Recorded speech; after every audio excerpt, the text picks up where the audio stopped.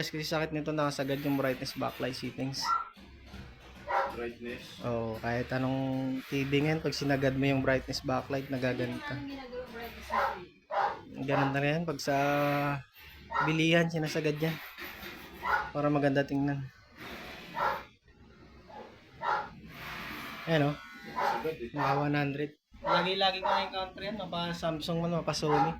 Iwasan lang nakabibid. Dapat yan mga nakaano lang. 30%. In-adjust ko yan pagkatapos ko gawa. Lagi-lagi. 20% lang? Yo, mga 30 to 40 mga Hindi ganun. kayo madilim, kuya? Hindi naman. Mahimili ka kung gusto mo madilim o masira agad TV mo. Sa may-ari naman, yung choice. Naghahang. Ayaw makasunod.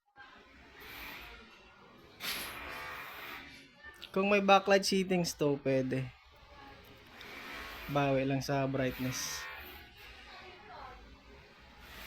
Naghahang pa eh.